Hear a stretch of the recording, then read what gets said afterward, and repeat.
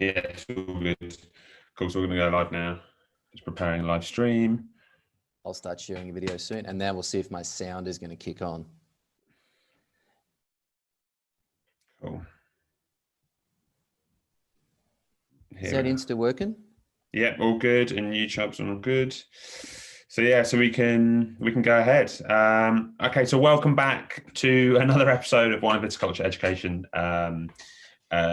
It's myself and Dylan again doing it, but we have again Jaco Engelbrecht, who is all the way from South Africa, who is discussing with us some of the most interesting technology. He makes wine also under a label called Horseman, which you can still get here. So do look it up. Dylan can probably do a better job of like talking about these kind of subjects. So I'll kind of throw that over to Dylan. But thanks again, everyone, to join us. So let's start again. Let's start again without the intro this time, Gus. What's going on? I know. Well, because it's a part two. It's a part two. Like, don't know what else going on. We're just gonna sew them together. No, very good. Well, thank you. Yeah, thanks for joining again. Today, depending on where you are in this small world, we're going to talk again geographical information systems, which Jaco is a world leader in this in viticulture and the practical application. So last week we talked about how we can use GIS or geolocated measurements for terrain analysis. We looked at site selection, varietal suitability, solar radiation, and a whole lot of things that really don't change. And there's a monumental shift in the Earth's crust. So if we go beyond some of those analyses, and we then can also apply GIS to dynamic situations, so within season management or looking at different varieties, day to day or week to week. So again, we're very, very lucky to have a good friend Jaco online, who's going to run us through how we can use some of these GIS tools for dynamic applications in season. So welcome, Jaco, from South Africa. How's it? Thanks for having me again. All right, shall we get going? We have to stick to our time this time. Strictly, yes. Yes, I will be very much on that. So got an hour exactly. An hour before I lose electricity here. All right. So let's jump into it. All right. So the thing that we're going to look at today or discuss today is we touched upon electromagnetic soil scanning last week. I just want to show how that also relates or correlates with NDVIs. NDVIs are normalized differentiated vegetation indexes. So it's an index from a calculation that represents vegetative growth or the lack of in plants. And plants communicate in infrared or near infrared. Dylan, correct me if my terminology isn't correct. So, yes. So we can't see in infrared, but cameras can. I don't know if you've ever take your remote and put on your cell phone camera and just click the any button, and you'll see in your camera there's actually a red flickering. That's infrared. So infrared can be picked up by cameras, and a lot of cameras just have an infrared filter. Well, all cameras have infrared filters, and it's physically like a little see-through plate. I've taken apart a few cameras to build my own infrared cameras.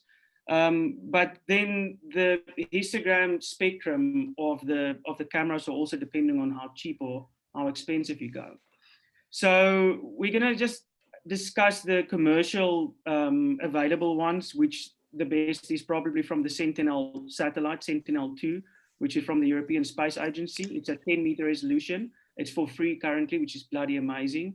We used to have the Landsat 7 and Landsat 8, that was 30 meters, but it's not really applicable when you're farming vineyards. Maybe when you're a grain farmer, you can use it, but it's just too coarse. So the pixels, so the information comes in 30-meter packets, yeah? So if you've got a vineyard, that's going to cover, more than 10 rows. Yeah. So each pixel on the screen represents 10 meters with the Sentinel-2 satellite. And then we're quickly going to discuss drones, which a lot of people always think of drones. They just think about quadcopters, but there's actually a lot of agricultural drones in fixed wings out there. That's fantastic.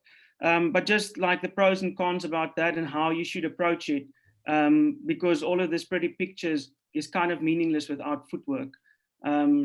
We can be technical viticulturists, but if we don't get in the vineyards, then we like kind of worthless. Ground truthing is the term. Truthing. Yes, explain the term for other people who don't know about it. Ground truthing. Like, is it like is this just fundamental to being a viti? I think it's totally. To any agricultural consultant. I mean, there's an old saying that the best fertilizer is the farmer's footsteps. So, or the farmer's shadow, perhaps. Farmer's shadow. That's another one. You can drive around the vineyard as well, and his shadow can kind of form on.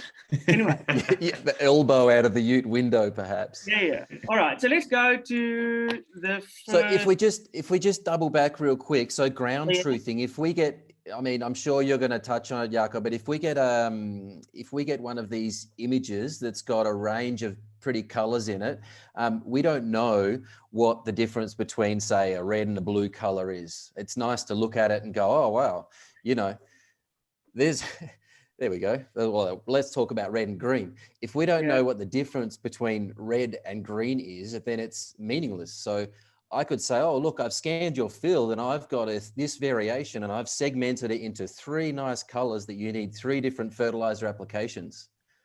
Okay, but what do the colors actually mean? What does it mean on the ground? Maybe the difference is 0.1 and 0.3.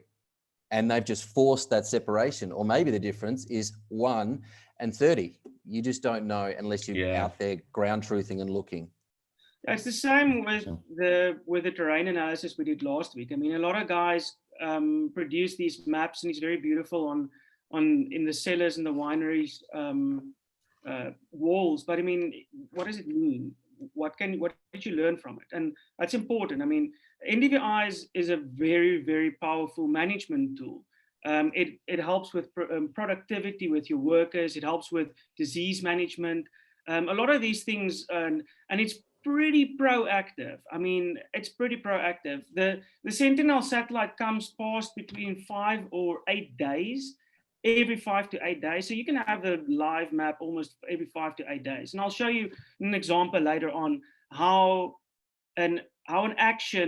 quickly a plant responds to the action. And it's quite exciting and fascinating to see what you've did in a vineyard and how a plant communicates through a visual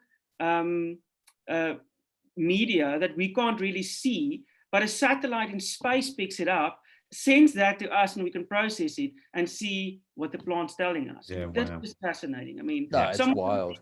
If you're not using but how many cloud-free days do you need? Like, the satellite might pass overhead, but does that influence the quality of the image or the number of images?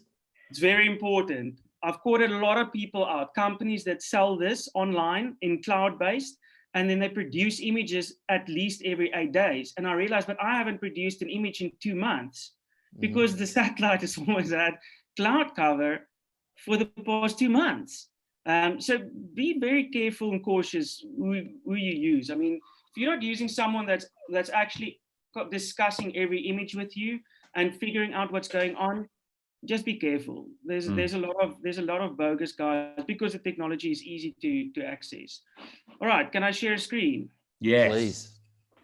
All right, so let's go. Let's just do a quick recap of. Let's do a quick recap of the electromagnetic soil scanning. All right, let me just run through all of them. Okay. So we call this the EM38, yeah? Yeah, so it's electromagnetic scanner, like we discussed last time, that it sends an electromagnetic pulse into the ground, and there's a receiver also on that attachment. And exactly the same as with NDVIs. If you don't ground truth this, it's just a picture with colors. Doesn't mean anything, all right? So this is a form... Well, it means there's variation, but what is driving it? You don't know what's driving that variation. And it's variation, good or bad. So if you have a look at this image, I mean, it's beautiful colors and there's some stuff that's really interesting. It's a development we did about a few years ago up in the West Coast. And there's a lot of limestone there.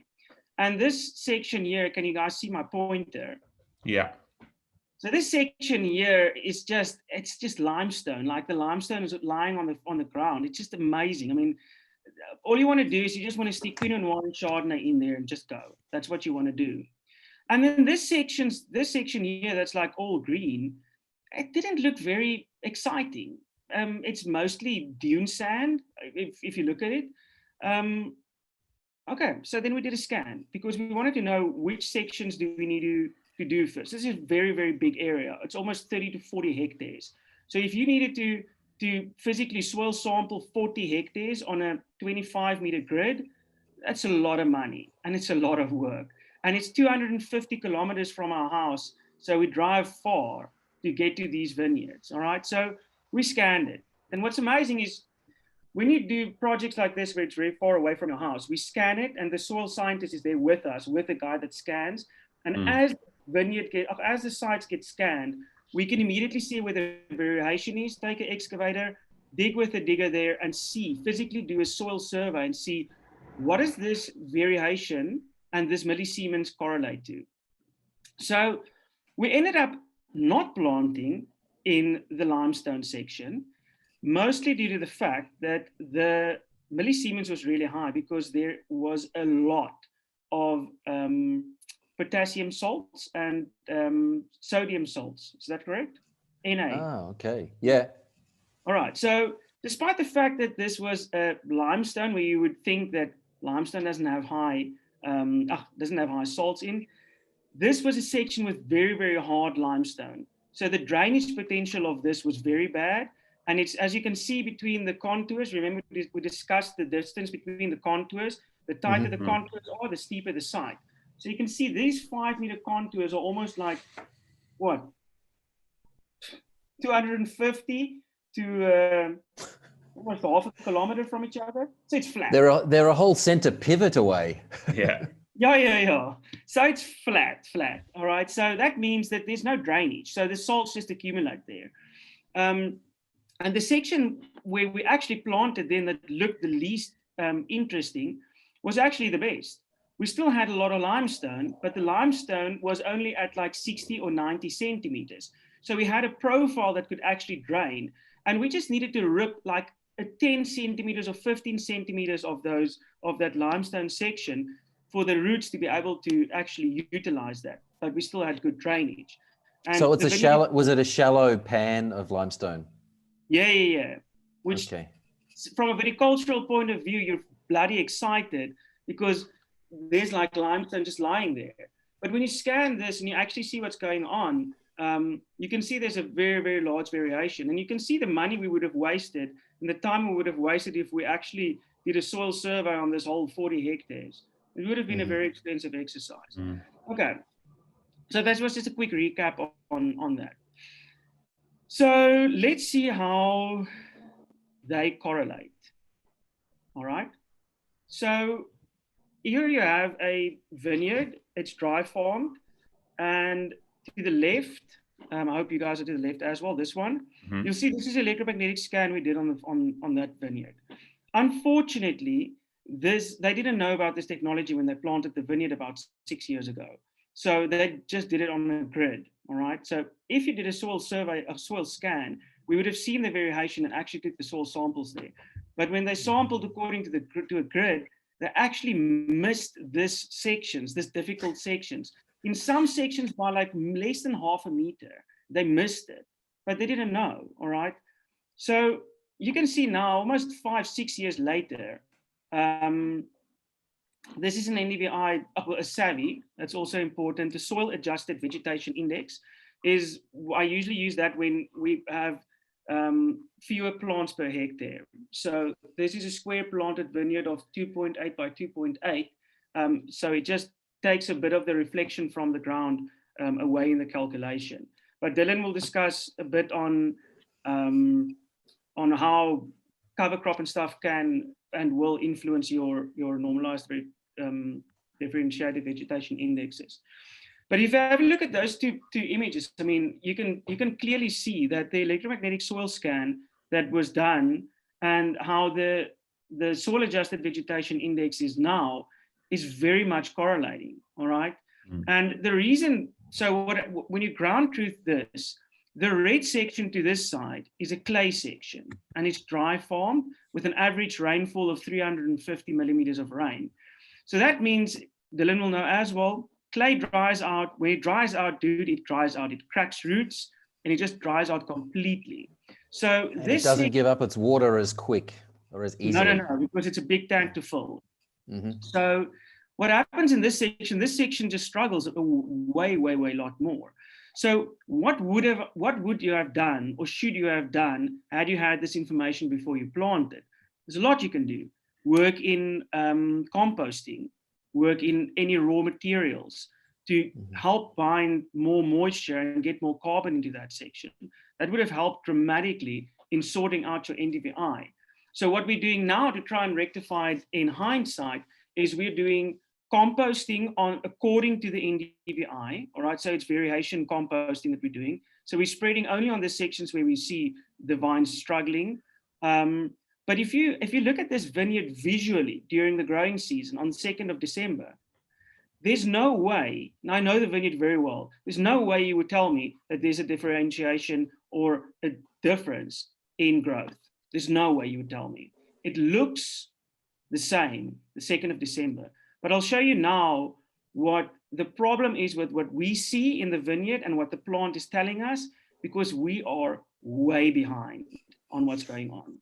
I mean, we're at least a month or a month and a half behind what the plant is really telling us if we just look with RGB, like red, green, and blue, with our eyes just straight up. I'll show you now. It's very interesting as well. So there's just a very big correlation between the two. And in most cases, an NDVI or a SAVI will represent at least 90 to 95% of what's going on in the soil, because that's what the plant utilizes. The plant utilizes the medium that it grows in, and that's how it responds to what's going on. And be that fertilizers, be it soil types, clay, moisture, salts, whatever is in the soil, the plant will tell you, I'm happy, I'm not happy. And that will show through a NDVI. Okay, so let me get back to this. And that's a similar type of thing when you're looking at soil-based moisture monitoring versus plant-based. Is soil-based, you've got to wait for the soil to dry out. And if you're looking at that, the plant can actually dry out and show stress quicker, whereas plant-based, you can read what's going on with a much greater accuracy. For sure. So before I get to how we manage with NDVIs, I want to show some interesting facts or interesting observations we've had in the past few years, just to like broaden your mind a bit to what we're looking at. We're not just looking at is the plant happy or not. There's some interesting things that a plant can tell you. So if you have a look, this is a vineyard in Elgin that I consult at. And this section right here is all Syrah. But you can see there's kind of a line where it cuts off, where it's towards green and towards red.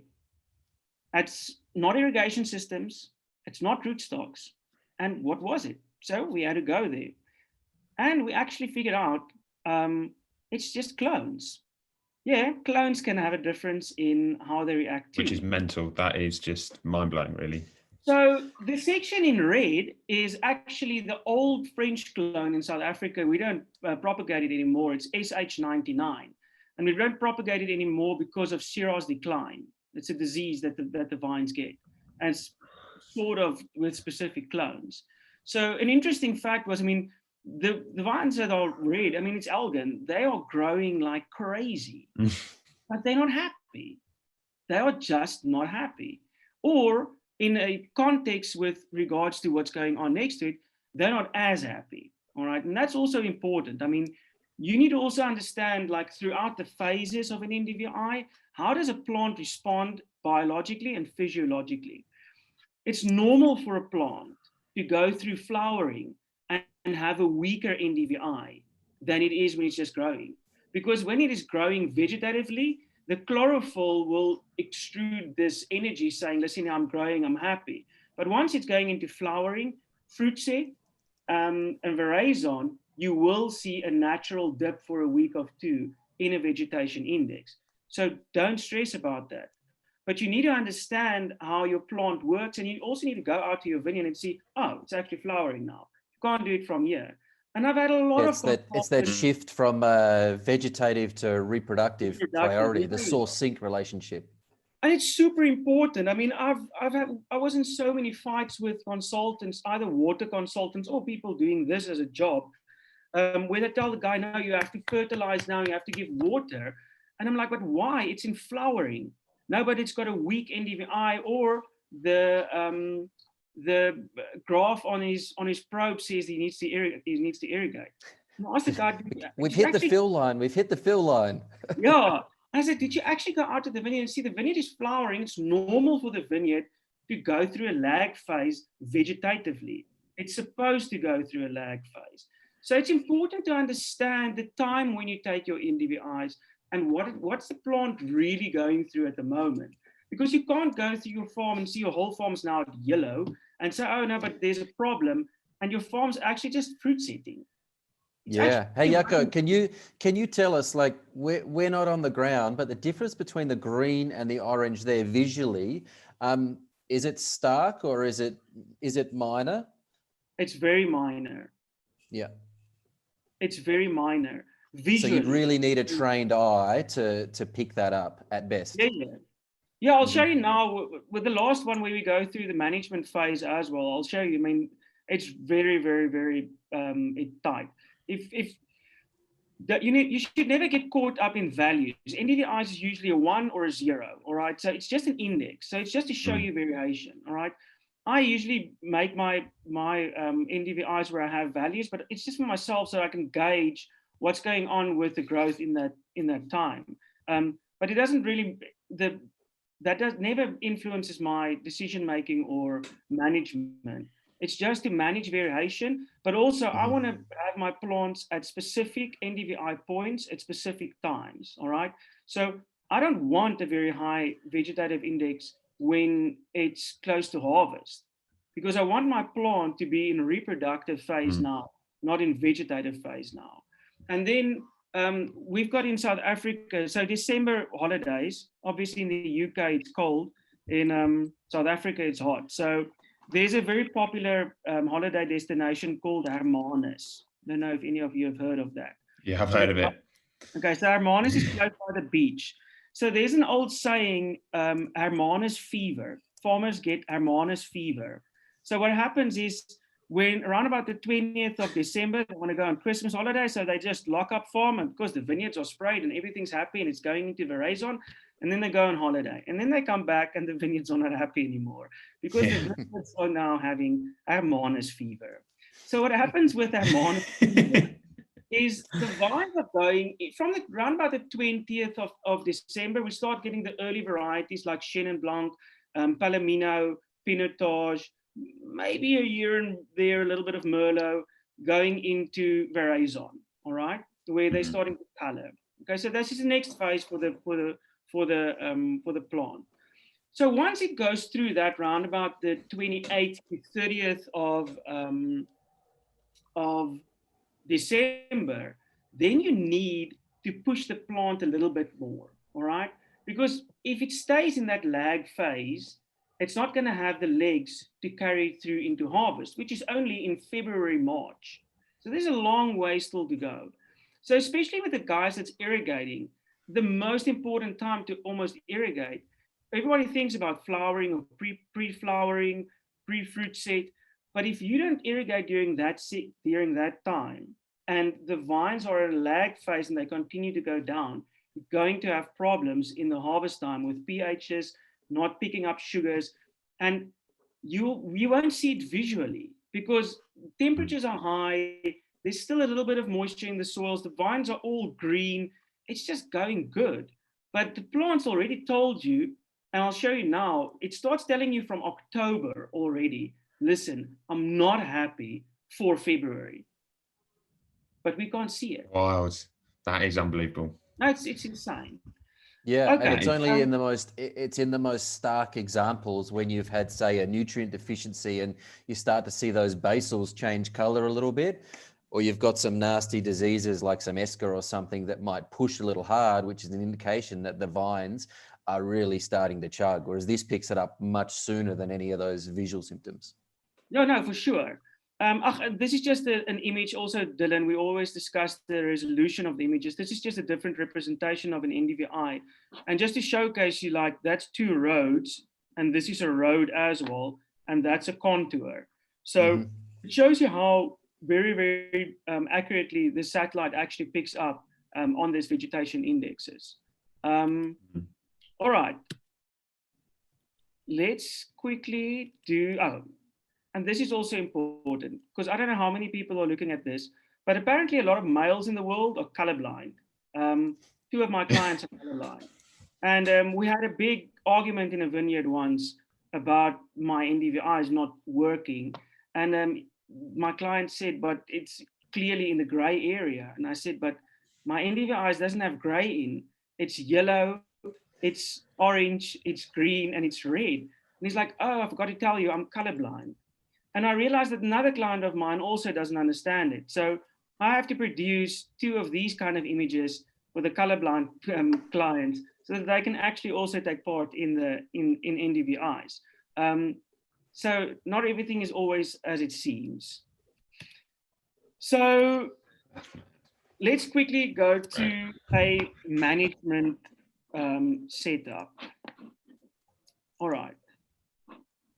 So how does this work practically? All right, what does the plants tell us practically, and how do we manage it? All right, so this is a farm in Stellenbosch. I can name the farm. It's a client of mine, Oevergouw, David van Velden, and David's farm is dry land.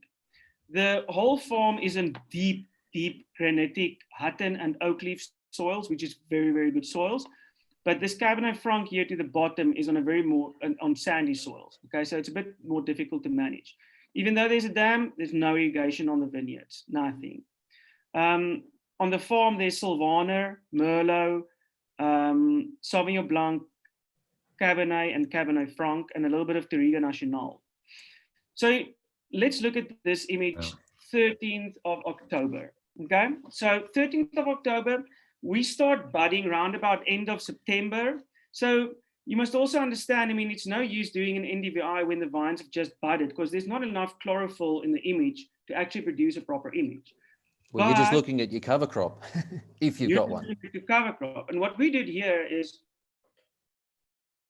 my cover crop is cut down or it's mowed down. So it's supposed to be dying by now because I don't want competition in a dry farm scenario. But this is it's very, very nice tool to have an overview on your farm very quickly. And and this is where I say it's helping with productivity as well, not just for you as a farmer or a winemaker or a viticulturist, but also if you're a contractor or a worker, you can see like where do you need to go first.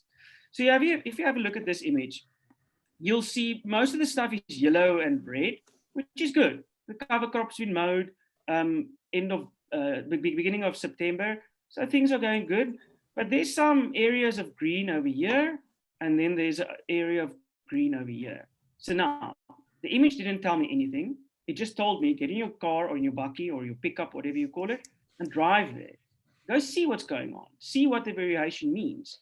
So when we got here, this green sections over here was a specific weed. It's called Morning Glory. And yes, it's because it always stands up straight. All right. So Morning Glory is a suffocating weed that grows up to the vines and it suffocates the vines. So we need to sort that out. This top left section here in the Cabernet Sauvignon, the guy forgot to mow. They didn't mow it properly. All right.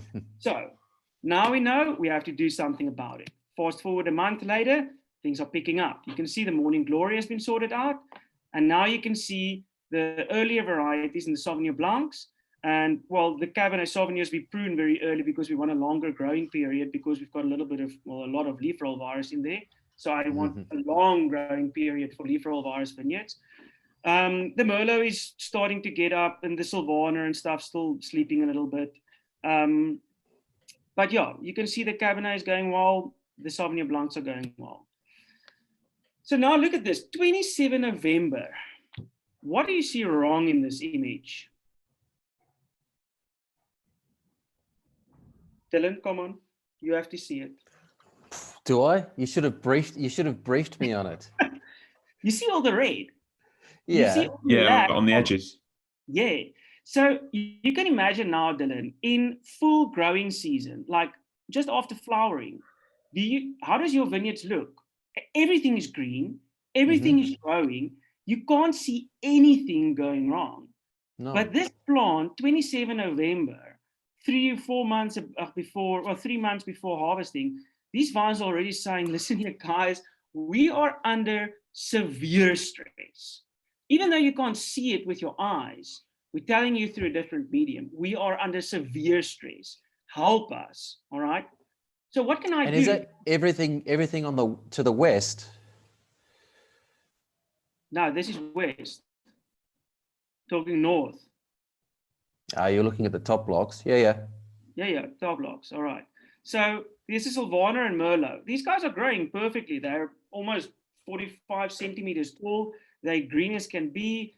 Everything looks good, but they are unhappy. Okay. And then you can see in this Cabernet Sauvignon, you see this very, very dense section. Can you see that, Dylan? Yeah. All right. So there's a very dense section. Okay. So in the previous conversation we had, we want to get rid of methoxypyrazines or green flavors in the Bordeaux varieties. So time saving and money saving and productivity wise, we sent in a team and we only broke leaves in this section here, all right, to open it up. Didn't break leaves in the rest of the vineyard, just in that section. Then we needed to figure out what's going on with this Merlot up here, all right? Why is it struggling so much? Went there, way too much crop. It's dry farmed. You can see it's 2017, it's the onset of our major drought. It's just, we need to help this plant. I can't irrigate, so I can't mitigate the factors that the plant's showing me, but I can do foliage work and I can drop fruit. And just look at this, because this is phenomenal. Wow. A week and a half later. Yes, so that's after a week and a half after. So you just dropped fruit, and then that is the reaction of the plant. So I dropped fruit. We dropped fruit in the Merlot and in the Sylvaner. All right, and just check. Look at that. Yeah, greened it's up. Fascinating. It's dry farm, and the plant reacted as if they were getting an irrigation. Yeah. They just got back out of it. But had we not seen that the plant was telling us, listen, we're in severe stress with an NDVI, with near infrared, we wouldn't have seen it. And do you know when we see it? Harvest time. We can't get sugars, the pHs get charred, the acids get charred, and that's when you make bad wine. Or the canopy starts to yellow out and people go, gee, better put the water on. Sorry, you missed the boat. It's too late. But tell me, Jaco, looking at the map, my question about the west, on all of the western faces of these rows, they're all got a red margin. That's a road. Yeah, and on the bottom block? This. Yeah. All of those three have got red, yeah? Yeah, these. So the reds that's to the side, to the left, is an implication of the NDVI from the satellite because it picks up 10 meters. Aye, yeah. It's the resolution. It's the resolution, yeah. That's why you can see here in the middle of the Merlot, that's a through road there. Yeah, okay. And you trim all of yours to the block so you can really, you don't get to see it on both sides. No, I want to trim it to the block because like we explained last time, is the more you trim it down, the larger your variation in visuals and the better you can manage it. Yep. All right.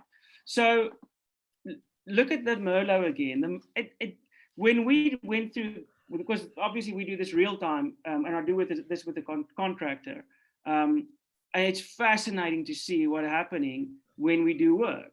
So we do work and I check the NDVIs. We do work, check the NDVIs, and we can manicure these plants into being happy. But you'll see what's happening here with this block. You see how vigorous this block is. Why didn't we work this Touriga Nacional? So there was a heat wave coming up, and Touriga Nacional has a thin skin and it burns very quickly. So we waited for after the heat wave. All right. So check the next image. Look at that where the cross is. Wow. Just leaf removal. So now we just went through Hermanus fever. Funny enough, David, I hope David is listening because David actually has a house in Hermanus. So, now we went through Hermanus fever, and our plants are going into the harvest season not too happy, not unhappy. They're just going good. The only problem we had is if you look at the bottom section here, that Cabernet Franc, we had a lot of problem because of the soil. It's a very, very, it's a poor soil. It's sandy with a bit of laterite in there.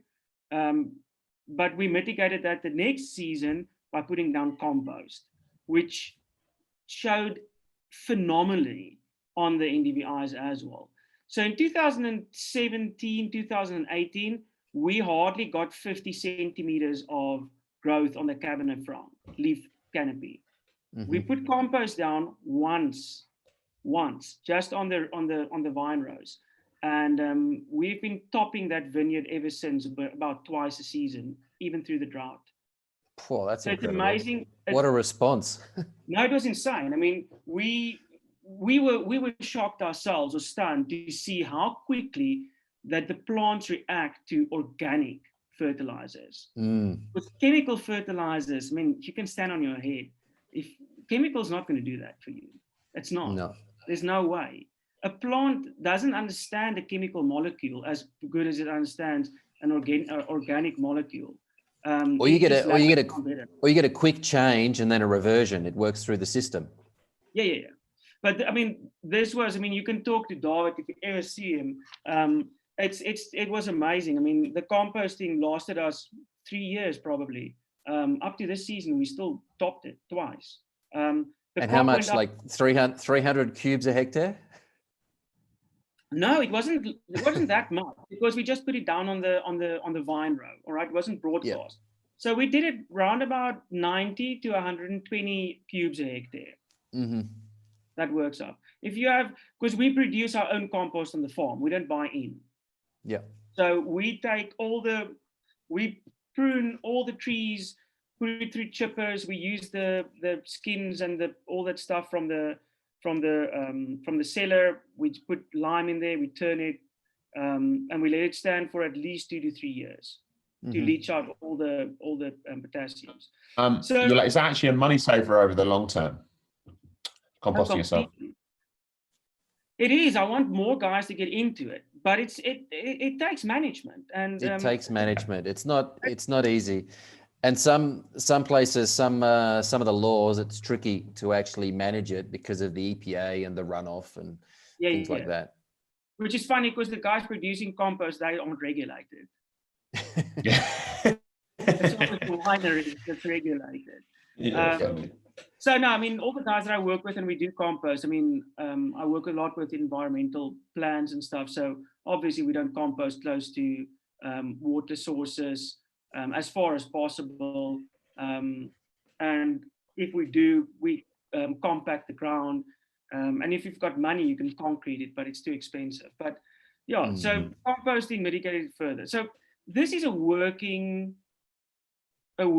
document almost of real stuff, how it went through a season and what we learned through the season. And Dylan, you'll hear a lot of producers say, "Oh, but we dry farmed, we can't do a lot." Listen here, in this episode, we got a dry year. Oh, we got a dry year. I mean, this was the driest year we had in like 100 years. This was the year where I made that video and wrote about the ghost vines of the Theewaterskloof Dam, which they resurfaced because of the drought. It's the lowest the dam has been since the inception of the dam. And through all of this, we managed to produce phenomenal wines. And you can just imagine the capabilities of these vines to actually build up reserves now. But if we went according to what we saw, from 27th of November, we wouldn't have done the work like we would have. There's no way. And even with the Cabernet Sauvignon, I mean, visually, it didn't seem more vigorous. I mean, we have a strict viticultural pruning and suckering regime on this farm to get more sunlight in. So it's not that this section was suckered poorly or pruned poorly. It was 2 shoots of vine. It was spaced perfectly. We've got a very good team. Francois Hanekom runs a team. He does all of the top estates in Stellenbosch, and they do very, very good work. So it wasn't like that you could walk through there and say, oh, but someone suckered crap here. There's just a lot of shoots here. It's not like that. I don't know why. It was just that year. It was just a row down there, a few rows, and it was just vigorous. And we could actually bring that whole block into balance. And this is the phenomenal power of using NDVIs and using technology. But if you don't get your feet on the ground and understand what your image is telling you and what the vine is telling you, you're not going to be able to actually help that vineyard in time. Mm-hmm. Wow, it's unbelievable. Wait, also, so all that data was just accessed for free off the Sentinel website? Yeah, it just takes a bit of processing. Yeah, but still, that is amazing how, like, you potentially, if someone is obsessed with this with their own vineyard, they can apply this. They can really make better decisions quite quickly. Yeah, sure. I mean, and we can quickly touch on drones as well, because it's a subject that I get confronted with a lot. A lot of people read my website, and then obviously all the companies are trying to get to my clients. They phone me up and think they're going to make a quick buck through everybody. But then I understand drones because I fly my own drones and I produce my own images. And the problem or the difficulty with drones are the Sentinel satellite is a calibrated, it's a multi-million euro camera and system. I mean, the processing capabilities and image capabilities of those cameras on the satellites are vastly more advanced than 80,000 Rand or what's that? I don't know. It's 7,000 or 6,000 euros for a camera that you can mount on your drone. So there's limited capabilities to the payload that you can actually carry in what camera you're going to have. So, and then also the Sentinel takes I think it's something like a 2.5 square kilometer image, one shot. Poof. So when you cut out of that, that's all calibrated in that image. That's just one shot. But now you have, this farm is 22 hectares. Now you fly this with your drone. And so by the time you've finished flying the 22 hectares, the sun moved by about 2 or 3 degrees. So the inclination and the reflection from the leaves and the angle that's being taken from the drone now varies. All right. So it's not impossible. There's fantastic drones and there's fantastic software, and there's guys that really understand how the technology works. It's just really expensive because you can think, I mean, with regards to laws and stuff, you have to have a flight controller, you have to have a safety officer, you have to have a certified remote pilot license, dude, and he has to have a commercial remote license as well. So where an image like this, if someone processes it for you and you maybe advise you on it, it'll cost you like $700 or $1,000. It costs you like 15,000 Rand or 10,000 or 5,000 Rand for a single image if you do it with a drone.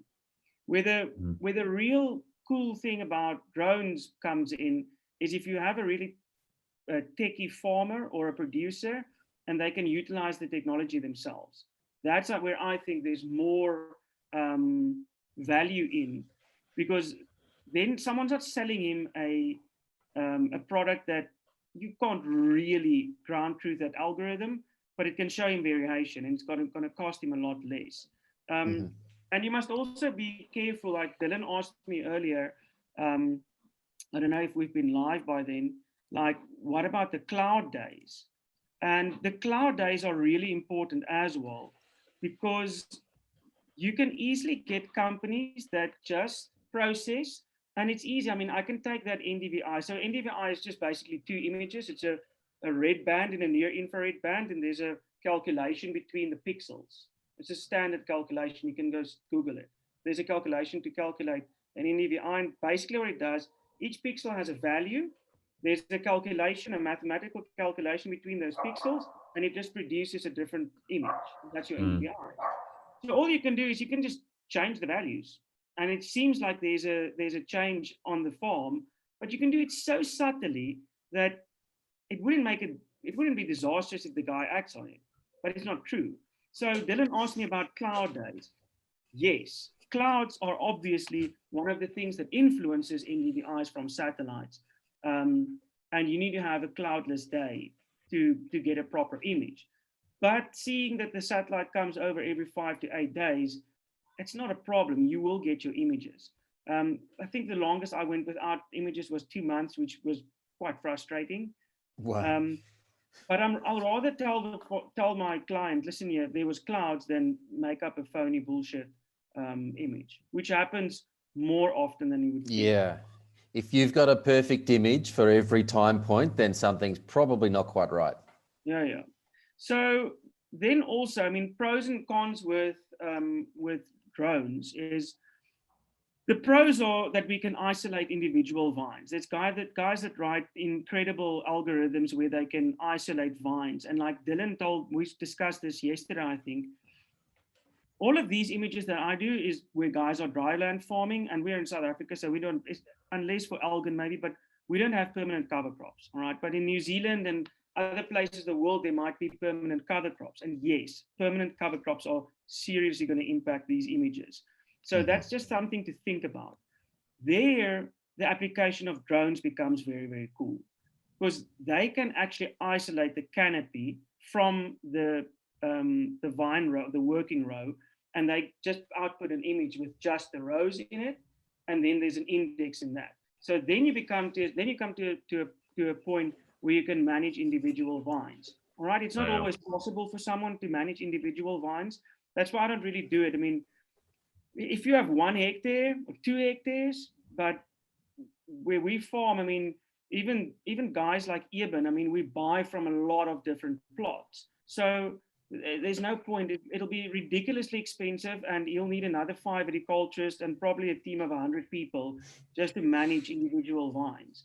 So yeah, but it is also possible. We should point out that if you are willing to pay for it, you can get satellite imagery down to like 30 centimeters, yes, which can show you individual vines. Yeah. Or no, OrbView is one of the satellites I know the guys use as well. But there's a few satellites that you can. And if you pull in, like, say you're in an area like Marlborough or wherever where guys are like tightly packed in, you can buy it. I think that's on a 250 square kilometer image, Dylan. So you buy like a bulk 250 square kilometer. So pulling in as a region also makes sense in that. That's also so really, like in some ways, for it to be, well, and this is like a question on me just be thinking, is like, so would it be beneficial for like growers to like collectivize it, almost like it's like a tractor, like having a drone for their own use between, let's say, like a 40-kilometer radius, or if there was 13 producers, like do you think it would be beneficial for them for the future? It will, if they have viticulturists that consult for them and understands this and can actually translate this into a working document. Because having this beautiful isolated vineyard, and that's what a lot of people do. They pay a lot of money for these drone images. It's expensive. It looks bloody smart. But man, who's going to process that data? And who's going to tell the guy? Remember, here I work with sections. This is mainly soil we're working with. So we can fix a lot of plants with larger applications. But now you've got 600 vines to tend for individually, and now the viticulturists need to go and figure out why are all of those 600 plants showing different vegetation indexes, and then it becomes like just cluttering of data. So that's part of the cons. I mean, you must be wary for cluttering of data as well. Yeah, and there's the service, or one of the main services here that will give you resolution down to 30 to 40 centimeters. They only sell images. Yeah. They don't offer any. There's no interpretation for that. It's $40 a hectare. Yeah, a lot of guys cloud-based. I mean, because you can just set it that it automatically just generates the images. So I lost a lot of clients, remote sensing clients throughout the years because they can do this for next to nothing. And last year I stood in the vineyard, well, this year harvest, I stood in the vineyard with one of the guys and he's like, "You know, my stuff was too expensive." I told him, "Well, it's great. I mean, how does your new images look? I'm quite keen to see what's been going on." And he shows me, he printed it out. He shows me this book. And I said, like, "How did you react to this?" Because the images just go the same up until harvest. Like the same problems that you saw in your NDVIs in the beginning of the season just goes on through the season. And he's like, "No, they didn't." I'm like, "So what's the point? Well, if you can't use this, what's the point in having this?" So it's important. I mean, you have to understand that these like I showed you with the stuff from Ofergau, it's vastly powerful. I mean, it can change your viticulture on your farm, and it can change your wine. Like it can impact your environment heavily. I mean, and this is not just for vineyards. I mean, it's all plants. I mean, you can manage your estate's trees with this if you're worried about your trees. You can do fruit trees, anything like that. A lot of the companies here are broadacre applications. So you ring up and you say, "Hey, are you guys going to run a finer resolution than 30 meters?" Nah, there's no need. Yeah, especially like grains and stuff. And quickly, because see, my time is running out. Like I said. Oh yeah, you're going to get the power cut. He's cutting my. You got 9 minutes. But 9 minutes. So, all right. So fast forward. So this is just a normal image that you've adjusted, yeah? Yeah. So I also just want to show people, be very wary of companies selling images and not actually helping you with solutions. So this is a drone image that I took, and I know the vineyard very well. It's the food part, and there's a section where we had some problems. We had a lot of what is calander weevils. We have had weevils in here. All right. So it correlates. This is a wet part, so it grows vigorously. So if you look at this image, it actually correlates very, very well with what's going on in the vineyard. But it's not a real NDVI. This is just a manipulated image in free software, Picasa from Google. It's as powerful as Google Earth. It's completely. And if you look at this, you can actually spot individual vines on my image. What? And you can see where there's one dead, and you can see where there's none dead. And then you can see the ones that's vigorous because they're blue. And you can see, so be wary for technology that can be tricks you. And then this is another image. This is it's a normal drone image. And it correlates. All the trees at the back, which is vigorous growers, are really blue. And then the red patches are all where we pack straw. So there's no green vegetation on that. And then I can further manipulate it to isolate individual vines as well.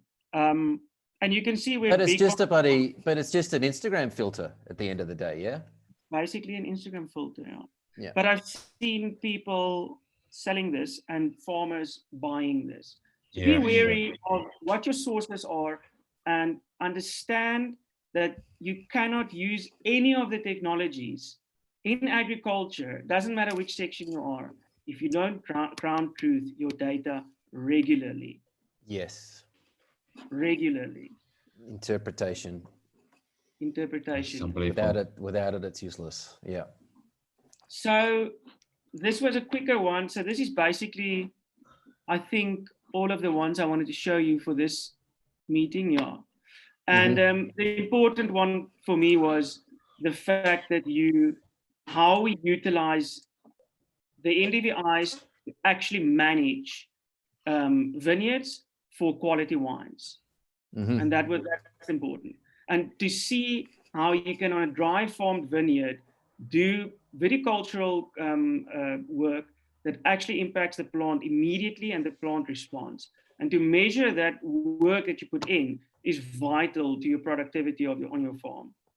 And it helps to justify it to the grower too, because I mean, we've had situations where you're approaching a heat wave or there's a drought and you just need to reduce the load of the vine by some fruit thinning, and people are, you're just cutting it on the ground.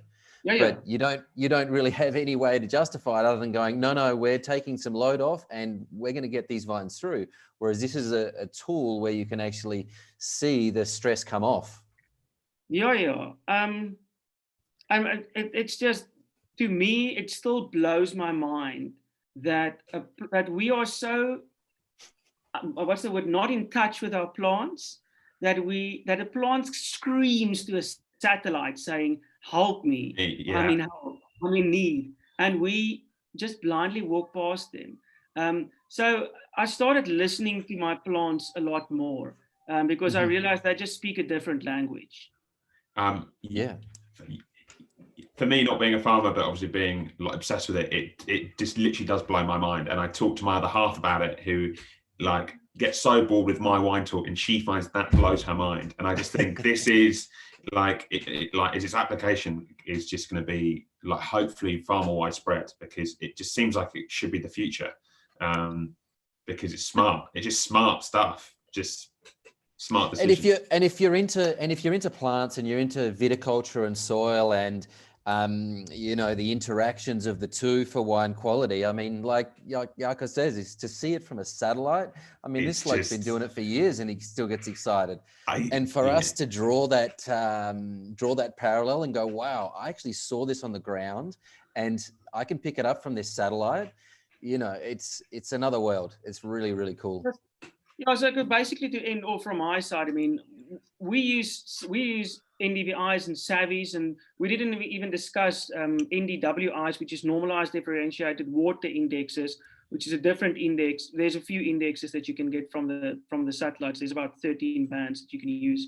The important thing is, I mean, I use it with my clients in day-to-day operations, in where to use my labor, where to use machines, so that the plants are constantly happy. And then we use it, I produce a GIF image like I showed you, where we go through the season as a like a harvest look back and see like, what did we do? How did the plants respond? And what's in the cellar? How's it tasting? I mean, did we actually get to the point where we are making the best wine from this vineyard?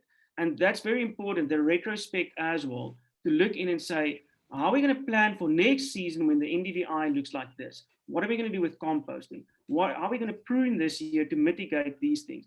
And that's really important for planning as well. Yeah, exactly. And for us with some irrigated vineyards, it's important to know where your block split is and where the water's going out, because that also has a massive influence if you don't have your eyes tuned for it. And well, we didn't even touch the NDVIs. Well, we can discuss this maybe another time, how insects and diseases they see in infrared. And that's what we tend to forget. They see a weak plant when the satellite sees it, and we don't see it. So we will talk about, but there's downy, man. There won't be downy on a healthy plant.